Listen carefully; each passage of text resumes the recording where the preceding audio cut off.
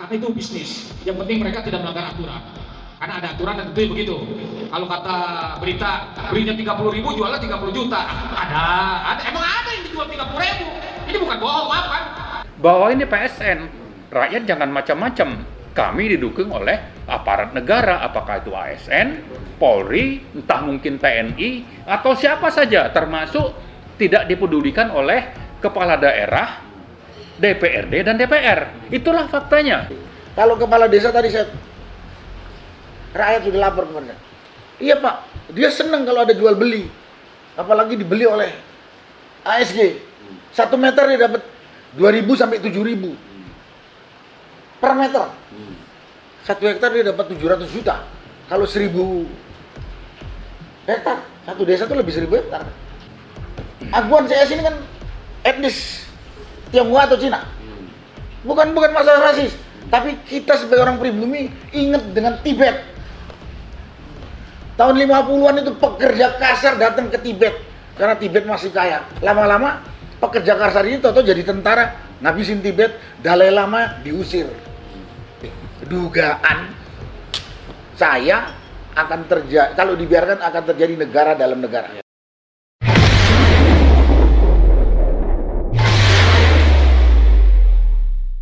Faktanya memang rakyat itu sudah menjadi korban, sehingga dia semakin nyaring menyuarakan, dan saya kira cukup sering datang ke daerah-daerah yang atau 9 kecamatan yang dibebaskan itu, karena ingin menyaksikan langsung bagaimana kezoliman dan penindasan itu terjadi.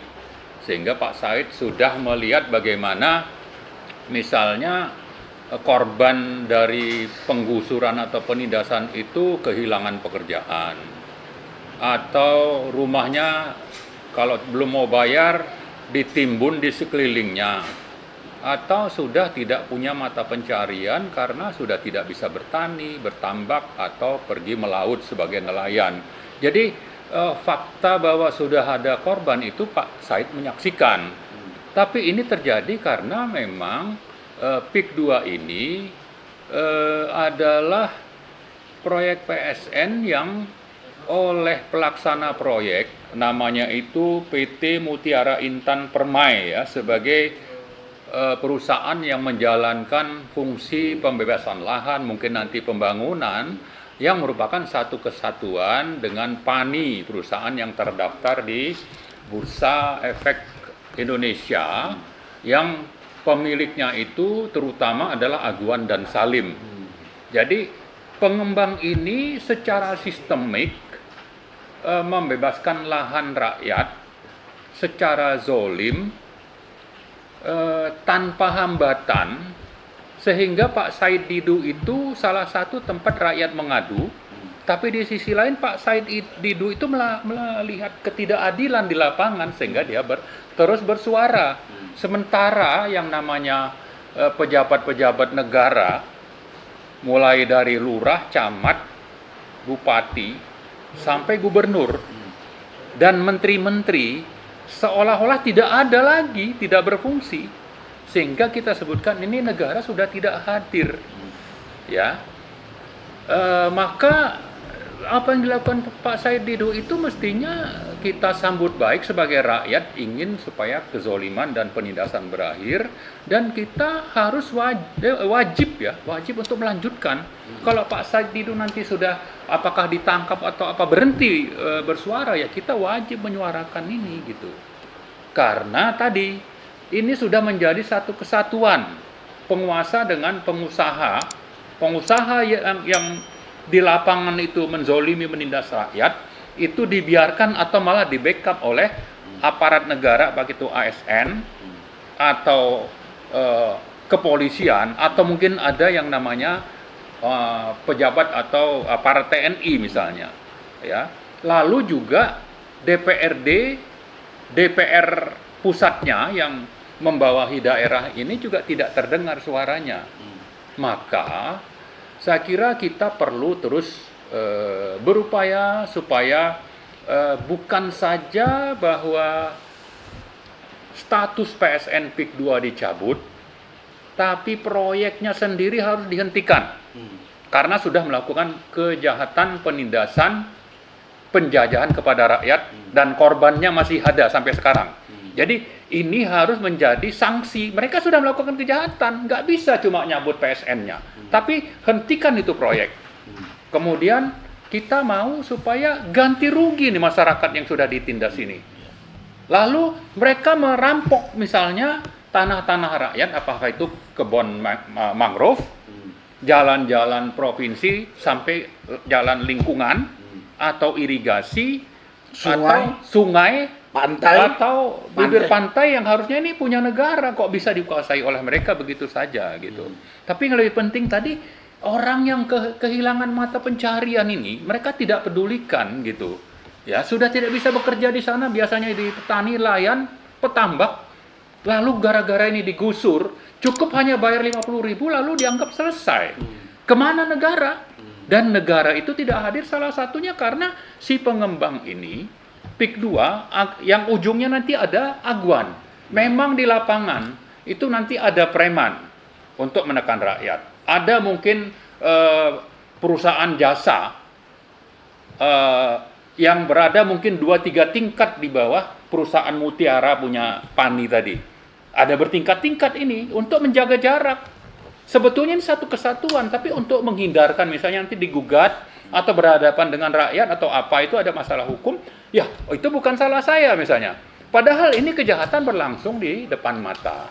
Yang pejabat negara harusnya berfungsi untuk bagaimana supaya ini tidak terjadi atau melindungi rakyat, itu tidak ada gitu. Nah, satu hal yang tadi Pak Marco sebutkan ya, bahwa setelah adanya Permenko nomor 6 bulan Mei 2024, lalu yang namanya Komite Independen untuk KPIP ya, KPIP, Komite Percepatan Penyedia Infrastruktur Prioritas, itu menerbitkan surat nomor 55 tahun 24 tanggal 4 Juni. Jadi sebulan setelah Permenko atau 2 minggu setelah Permenko, terbitlah surat ini kepada siapa? Kepada pengembang tadi namanya Mutiara Intan Permai. Permenko itu dari presiden kepada menteri ya? Menteri. Di Permenko ya Permenko aja. Dia merujuk kepada yang namanya PP nomor 42 tahun 2021.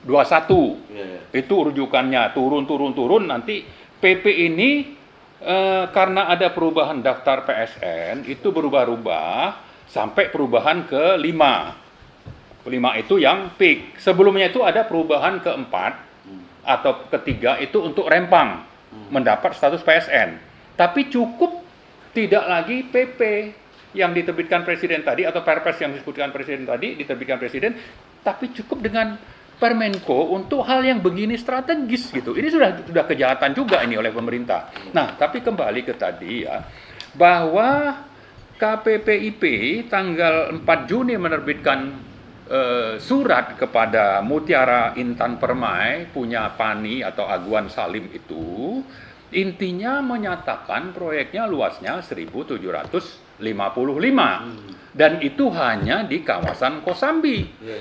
Nah, tapi oleh pengembang ini dijadikan satu yang awalnya itu PIK 2 hanya di Kosambi, ada PIK 3 nanti di kecamatan mana, lalu PIK 4, PIK 5 sampai 11 rencananya. Tapi dengan status PSN PIK 2 itu semua diklaim sebagai PIK 2. Dan kalau mereka berkelit, ada tulisan proyek PIK 2 itu di Kronjo yang jaraknya 60 kilo ke arah barat sana.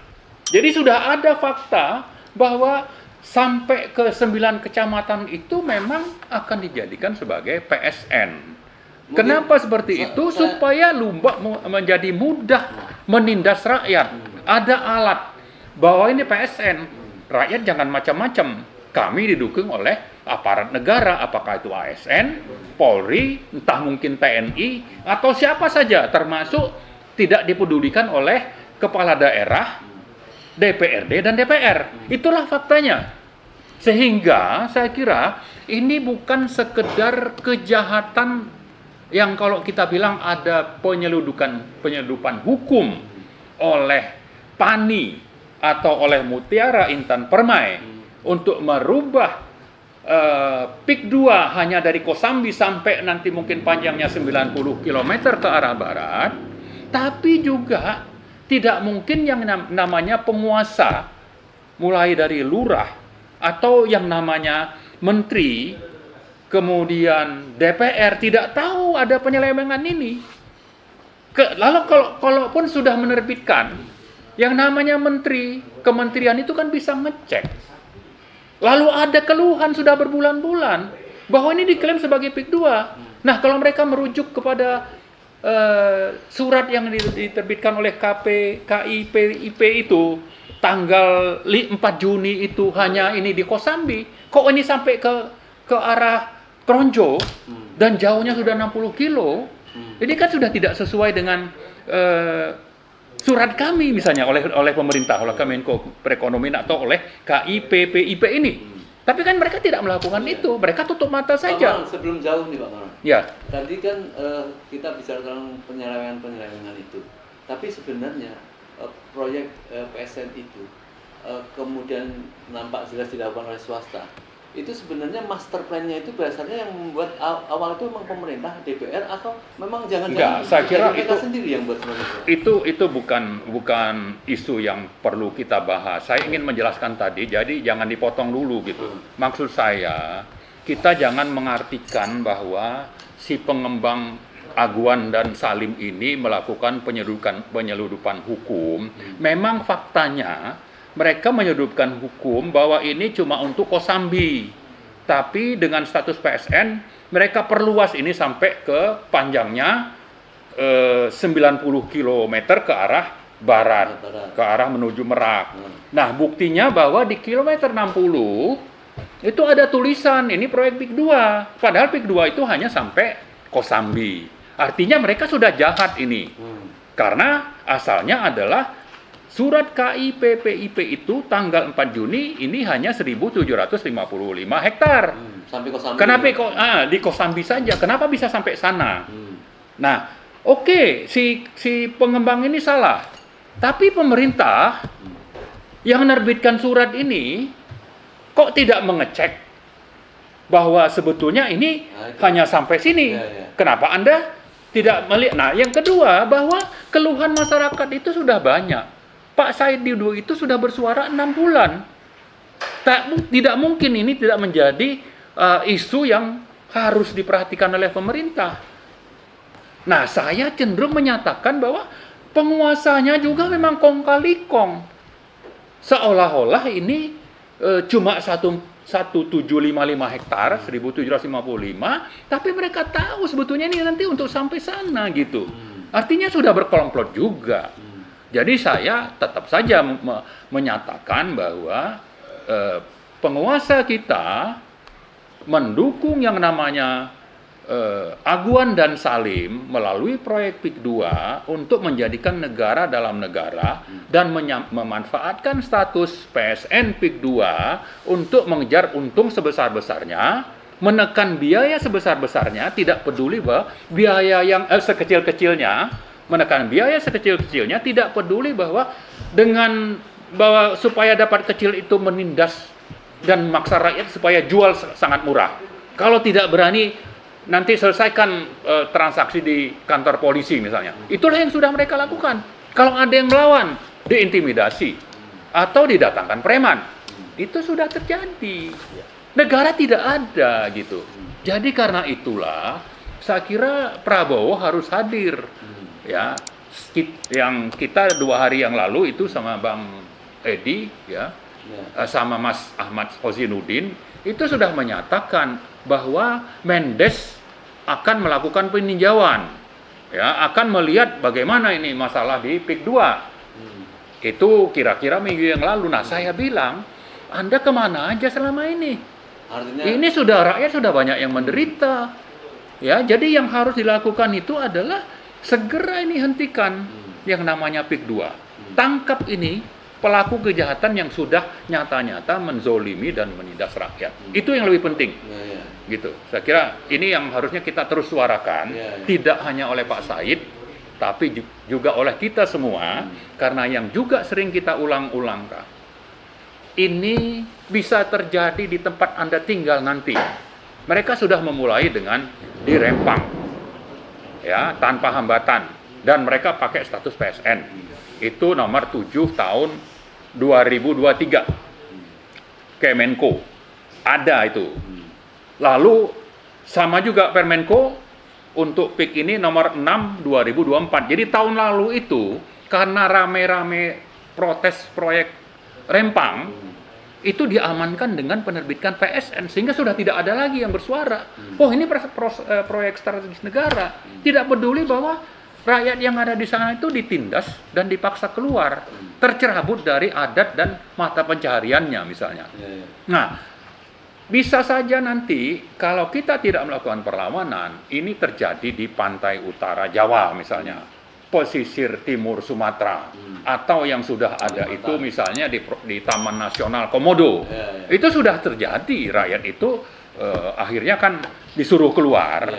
Mata pencariannya tidak jelas. Dalam rangka apa? PSN. PSN itu harusnya mengutamakan proyek-proyek untuk kepentingan orang banyak, untuk kesejahteraan, untuk pertumbuhan ekonomi dan lapangan kerja, bukan sebaliknya. Itulah saya kira sebabnya PSN ini tidak boleh diberikan kepada para pengusaha swasta, karena ujungnya itu akhirnya nanti akan merugikan negara dan rakyat. Baik, gitu. Saya beralih ke Pak Sunarko nih, terakhir masalah PIK ini. Ini sekedar artinya kerakusan bisnis seorang pengusaha atau dikhawatirkan secara keamanan negara atau secara kedaulatan. Ini memang ada sesuatu yang sangat sudah berbahaya sekali nih, penguasaan-penguasaan berada di wilayah-wilayah pinggiran pulau-pulau Indonesia ini, yang jelas itu menjadi sesuatunya mestinya dikuasai oleh atas keamanan negara, bukan satu perumahan yang dimana perumahan itu yang jelas nampaknya justru bukan diperuntukkan orang Indonesia itu. Itu yang mungkin Pak Presiden sempat menyinggung, mengatakan bahwa jangan ada perumahan eksklusif di situ. Pak Narko melihatnya sebenarnya Pak? Sangat kuat dugaan saya. Ini punya rencana tertutup yang seperti tadi Pak Om Mursalim katakan. Dia mau menguasai daerah swasta, mau menguasai daerah yang luas, begitu luas, lebih luas dari Singapura. Karena hitung-hitungan kalau sampai ke Tanara itu di atas 100.000 hektar. Berarti lebih luas dari Singapura yang katanya cuma 73.000 hektar. Kenapa dugaan saya kuat? Rencana ini kita baru tahu akhir-akhir ini aja. Tapi begitu saya tanya kepada masyarakat tadi, ini sudah 3 tahun yang lalu pembeliannya sudah dilakukan. Berarti kan sangat sangat terencana, masif. Terus ngelihat lagi yang sudah dibangun di PIK ini, di PIK 2, dia tembok. Jadi seperti suatu area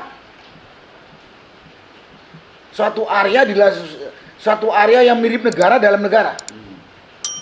Dan ini nanti kalau terbeli semuanya sampai ke tanah rasa Serang, kira-kira akan dipagar seperti itu. Jadi itu negara swasta. Yang mungkin juga sebetulnya asing juga bermain di sini ya. Tapi yang jelas sekarang kita bisa katakan itu negara swasta, milik ASG tadi, Aguan CS tadi. Itu yang bisa terlihat, sangat mungkin. Jadi kerakusan dan kemudian memanfaatkan aparat yang masa bodoh atau aparat yang pengkhianat tadi. Tadi yang dikatakan Pak Marwan tadi, di situ ada aparat desa, di situ ada kecamatan, di situ ada polisi. Dan saya katakan sekali, sampai tingkat kabupaten nggak ada yang peduli itu. Nggak tahu sampai tingkat gubernur. Tapi katanya pejabat gubernur nggak ada. Pejabat atau aparat gubernur nggak ada yang kemari ke situ, nggak ada yang peduli. Jadi karena itu sangat benar, kita minta aparat pusat melihat lagi ini. Kerakusan ini arahnya akan membentuk negara dalam negara, terlihat sekali. sungai sampai tepi pantai dikuasai. Laut sekarang dipagar untuk membatasin supaya nelayan nggak bisa mendekat ke arah pantai yang sekarang sedang dikerjakan. Jadi dugaan kita ya, sebagai warga negara, apalagi kalau mau melihat perkiraan intelijen, kerakusan bekerja sama dengan para pengkhianat tadi. Ya kalau Pak Marwan bilang orang masa bodoh, kalau bilang saya bilang masa pengkhianat. Karena mereka dapat, kepala desa dapat bagian, orang-orang yang lainnya juga dapat bagian. Ini pengkhianat nih, bukan lagi masa bodoh. Nah, sekarang kelihatan terus, tapi belakang hari menurut saya, perkiraan saya, dia akan membuat satu negara di dalam negara di pantai barat, di pantai utara Jawa ini. Dan itu sudah terlihat dengan yang sudah dibangun sekarang, tembok rapat, seperti tembok Berlin itu, yang sudah roboh. Oh sekarang kalau masih ada tembok Gaza ya mungkin. Arahnya ke situ. Kemudian itu arahnya. Tapi prioritas sekarang ini, apalagi yang dikatakan oleh Pak Said Didu yang sekarang dikerjakan, penindasan itu loh. Penindasan itu luar biasa masifnya. Preman digunakan, aparat desa juga jadi seperti preman. Aparat kepolisian pun jadi kayak preman. Oknum di situ. Tapi kalau kita bilang oknum, bayangin aja Babin Kaptimas tak ada di situ. Babinsa ada sih, dan Ramil ada di situ. Kok diam saja? Jadi pikir saya ini sudah terbeli semua, sudah terbeli. Kalau kepala desa tadi rakyat sudah lapor kepada. Iya Pak, dia senang kalau ada jual beli. Apalagi dibeli oleh ASG. 1 meter dia dapat 2.000 sampai 7.000 per meter. 1 hektar dia dapat 700 juta. Kalau 1.000 hektar, satu desa itu lebih 1.000 hektar. Ya, jadi dugaan saya ini, terus kembali ingat dengan ini perusahaan, kita bukan masalah rasis.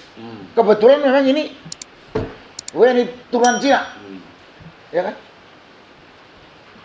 Aguan CS ini kan etnis Tionghoa atau Cina. Bukan masalah rasis, tapi kita sebagai orang pribumi ingat dengan Tibet. Tahun 50-an itu pekerja kasar datang ke Tibet karena Tibet masih kaya. Lama-lama pekerja kasar ini toto jadi tentara, ngabisin Tibet, Dalai Lama diusir. Kalau Pak Narto ini kan bukan orang awam ya, artinya TNI dan jenderal bro. Kira-kira para jenderal-jenderal itu sebenarnya paham nggak tentang ini atau nggak berani bicara? Atau apa yang diharapkan mestinya negara atau presiden yang mantan Menhan ini harus bicara apa mesti yang diharapkan Pak Narto? Saya nggak tahu lah para jenderal ini, saya ngomongnya susah gitu. Tapi sekarang saya nuntut pemerintah pusat, presiden dengan menteri-menterinya peduli lihat sini. Karena aparat yang ada di sini, desa, kecamatan, sampai kabupaten nggak kerja, membiarkan rakyat tertindas dan membiarkan tanah rakyat terambil secara paksa oleh terambil dengan kata-kata, kalau saya bilang dirampas. Kalau harga tanah 500 ribu per meter, dipaksa beli, dibayar 50.000. Ini mah bukan dibeli, dirampas kok. Dirampas kan? Orang harga barang ini sebetulnya 500.000 kok. Toto, saya beli 50.000, perampasan itu. Jadi mestinya yang bertanggung jawab ini kan bukan sekedar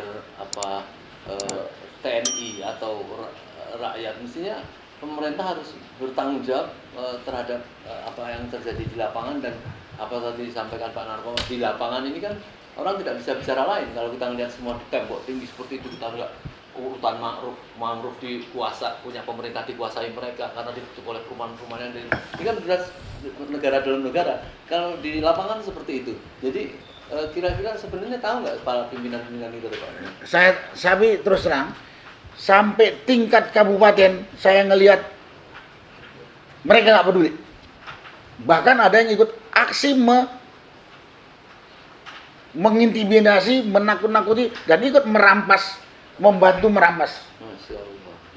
Kenapa saya contoh tadi yang dilaporin kepada adalah seorang kepala desa dan seorang kapolsek. Dilaporin, sungai itu ditutup Pak, bikin kita banjir dan bikin saluran irigasi nggak jalan, bikin tambak saya nggak jalan. Kepala desa malah bilang, kepada rakyat ini, rakyatnya ada, dia bilang katakan, sudah ini, kita kan mau maju, mau perubahan, udah terima saja. Kapolsek bilang begitu juga. Perubahan apa kalau dengan ditimbunnya sungai kampungmu banjir, saya bilang. Dengan ditimbun sungai tambakmu habis. Dan begitu. Kan bukan seperti itu. Tapi saya yakin, saya katakan di tingkat kabupaten, tidak ada petugas kabupaten mau namanya bupati kek, mau namanya asisten bupati, peduli tentang itu enggak ada. Melakukan pembiaran. Pembiaran ya. Tapi kembali lagi, gimana ya, pemerintah pusat juga mungkin sudah sibuk dengan ngurusin kepentingan dia yang nggak jelas. Jadi menurut saya gimana, pemerintah pusat yang harus turun. Contohnya sekarang di masa kampanye, yang kampanye di situ kampanye aja bupati aja, gubernur nggak ada. Kampanye aja pilih saya, tapi kampanye nanti akan membantu membereskan masalah yang terjadi perampasan tanah ini, nggak ada yang berani ngomong. Tak ada yang berani ngomong. Jadi kalau ditanya para jenderal segala macam, yang jelas para jenderal itu nggak ada yang buta, nggak ada yang tuli, nggak ada yang bodoh. Tinggal hatinya saya nggak tahu. Para pemerintah di pusat itu saya tahu, tidak ada yang bodoh, tidak ada yang buta, tidak ada yang tuli. Tinggal hatinya saya nggak tahu, peduli nggak sama rakyat. Nah, itulah yang saya. Tapi yang jelas dugaan saya akan terjadi, kalau dibiarkan akan terjadi negara dalam negara. Baik, saya berharap apa yang disampaikan Pak Narto yang sangat berharga ini ya,